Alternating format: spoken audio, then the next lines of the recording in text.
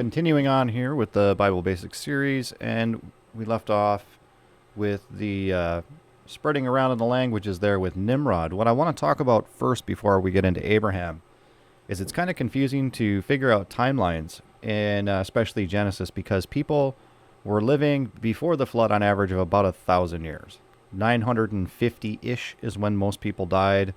That was sort of the standard. So during this period here where everyone is coming together at the Tower of Babel, Noah is still alive. Shem is still alive, because these people lived great long lifespans. Now, as we get into Abraham, Abraham could have just been born when Tower of Babel was going, or maybe he was a young man at the point of the Tower of Babel, because all of these people live for a very long time.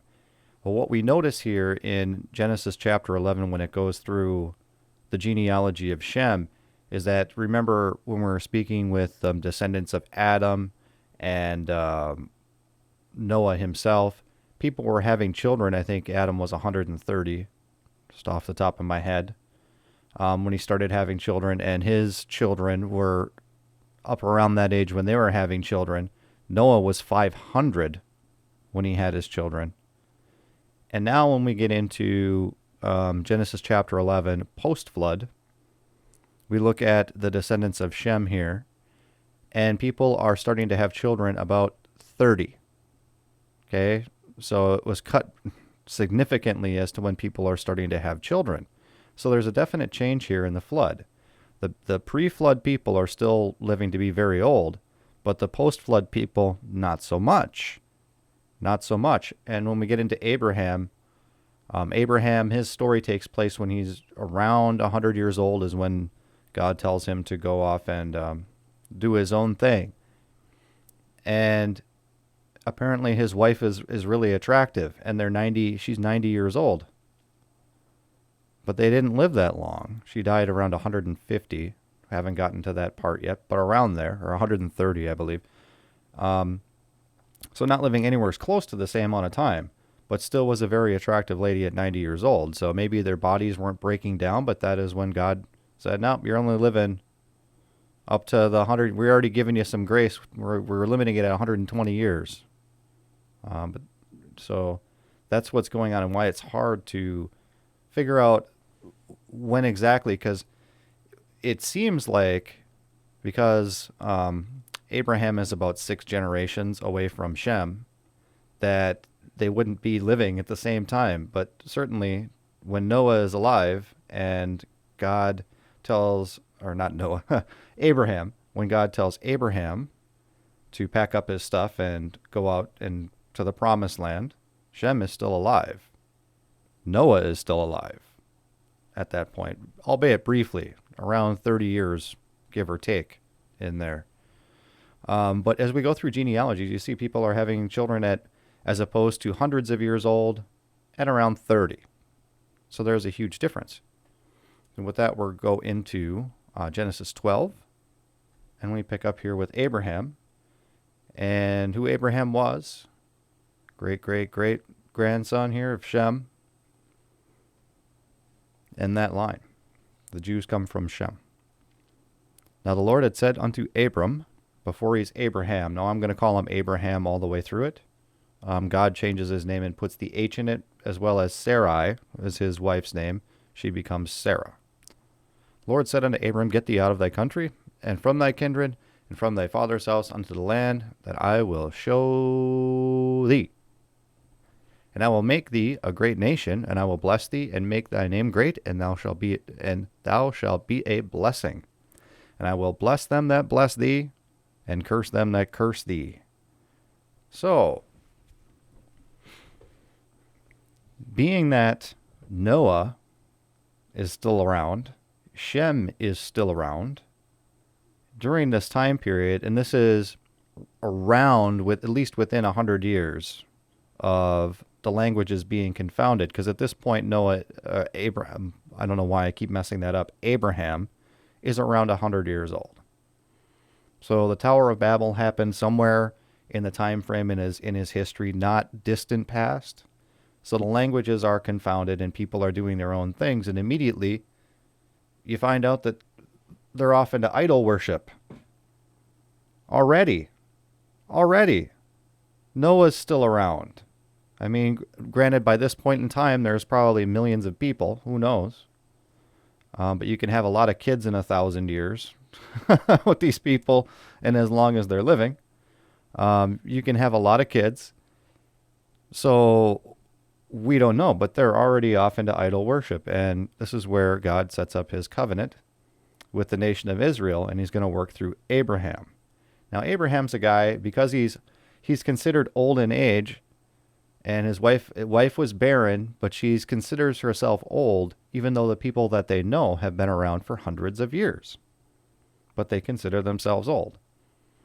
And God's covenant to Abraham was, if you believe me and do what I tell you to do, I will bless you immensely and give you descendants and give you your own promised land and this stuff. And Abraham, through faith, believed what God had told him. Abraham knew God existed, especially if he'd talked to Shem, or maybe even talked to Noah. So by faith he departed and went out of the land where his family was and went out on his own. Now Abraham was a fairly rich guy. He also, his nephew Lot came with him, and he was also a fairly well-off guy. And he believed what God told him, and they moved out in the land. And the land was owned by Canaanites, but God said, you're gonna just keep going that way, and we'll work it out for you. So Abraham packed up and left, and in his journeys, he goes through Egypt. And odd thing written in the Bible, Abraham, technically his wife, is a half-sister. So as they go through Egypt, he's an important enough guy where he can talk to kings, and he's worried that they'll kill him if they know that he is married to Sarah, his wife. So he says, hey, Sarah, just say I'm your brother. We'll pretend we're brother and sister, because he doesn't want to get killed. Apparently that's a thing back then. A little bit of a white lie. And what ends up happening is, of course, the king likes Sarah and has her, come to dinner or something like that. And God puts a stop to it. And the king of Egypt's like, Abraham, why are you doing this to me? What are you doing? Why didn't you just tell me you were married? So even this pagan Gentile guy understands that you don't mess around with people's wives. So Abraham messed up a little bit there. And that takes place in Genesis 13. Yeah, Genesis 13. Or 12, Genesis 12. Genesis 13.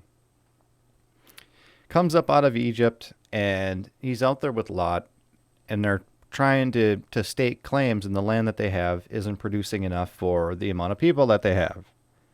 And the servants are arguing with one another about who gets whose cattle or whatever they have gets to graze on the fields, and who gets to plant stuff where, and it's causing a contention. And Abraham's like, look, Lot, you can take whatever land you want to, and I'll go someplace else. And Lot says, well, I don't really want to be around here, so I'm going to go over towards Sodom. And Sodom is notorious for various reasons. So Lot goes off and sets up in the plains near Sodom. So after this, catch my place, this is taking place in Genesis 13. Go to Genesis 14. Genesis 14, we have sort of like a feud in the town where you've got a king who's just kind of rebelling. It seems like he used to have Chedorlaomer, the king of Elam. Seems to have some problems. He used to have agreements with these other kings, and he decided, nah, I'm just going to go start raping and pillaging the land. So that's what they did. Went through Sodom and took them out, took out a couple other kings. And because Lot was near Sodom or in Sodom, he said he dwelled in Sodom, Lot got taken up in that too. as this roving band of people went through. A fair number of people, from what I understand, if you're taking out kings and their granted kings at that time were sort of like what would be considered a mayor or governor for a city, depending on how many people are in the cities. You have each little city seemed like it had its own king. You know, Sodom had a king, Gomorrah had a king, even though they're cities next door to each other and they're not huge metropolises, they're big towns, but they called them kings. They were the people who were in charge. So this band, this king's band of people went through and raped and pillaged the towns, and Lot got swept up in that, and one of the servants for Lot, or person who was aware of this, knew where to go. I'm assuming it was a Lot's guy. Told Abraham about this, and Abraham had his servants that were trained in actual fighting. They gathered up what little stuff they had. There was 300 of them, and they took on after this guy who was had wiped out these towns to go get Lot back. Now it's 300 guys against, I would assume, a couple thousand to actually be able to sack a couple of cities. It may not have been that many, but it was a lot more than what Abraham had. What ends up happening is, of course, Abraham wins the battle. I'm sure he had a little God help there to win that battle, and gets Lot out in Lot's possessions and the spoils, so it be of all of the things that these roving band had collected from the different towns that they had sacked. And these kings from the different towns all meet in this field to sort of divvy up spoils, and that's where we come to the king of Sodom and Melchizedek in, see what we have here, if it's Genesis 15.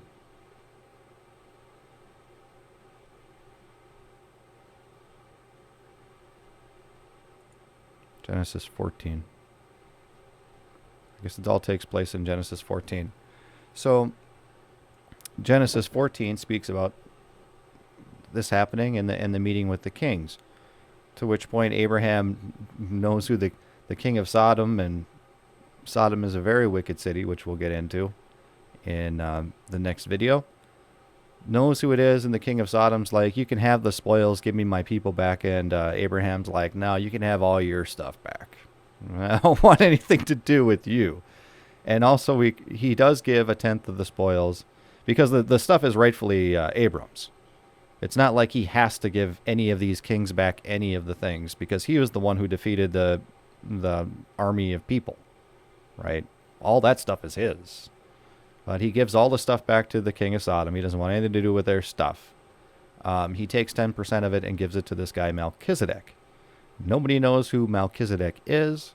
He is a guy who has apparently no mother and father and no generations, which means to a Jewish person, his genealogy is not written down anyplace. No one knows who he's related to. And now remember, in this time, everybody's genealogy in the Bible here is written down. All the major players are written down. The sons of Ham, Shem, Japheth, and now we're continuing on with who Abraham is related to. Everybody else, not so much. It's starting with Abraham. But here's this guy Melchizedek. Well, where did he come from? One of the sons and daughters of somebody else who was not named in the Bible. More than likely, there are others who say that this is a pre-incarnate Christ, because Christ came after the order of Melchizedek, is how it's referred to in the New Testament. We'll read a little bit about him. We'll read Genesis 14, verse 17. This is where we're meeting in this field with the kings. And the king of Sodom went out to meet him after his return from the slaughter of Chedorlaomer. However you want to pronounce that. And the kings that were with him at the valley of Shavah, which is the king's dale. And Melchizedek, king of Salem, brought forth bread and wine, and he was the priest of the Most High God. So Melchizedek, whoever he was, knew who God was. He wasn't out worshiping idols or anything like that. And he was priest of the most righteous, king of they didn't call him king of kings, but king of peace. And blessed him and said, blessed be Abraham of the Most High God, possessor of heaven and earth. Verse 20, and he blessed be the Most High God, which hath delivered thine enemies into thy hand, and gave him tithes of all. And the king of Sodom said unto Abraham, give me the persons, take the goods to yourself. Verse 23, that I will not take from a thread even a shoelace, that I will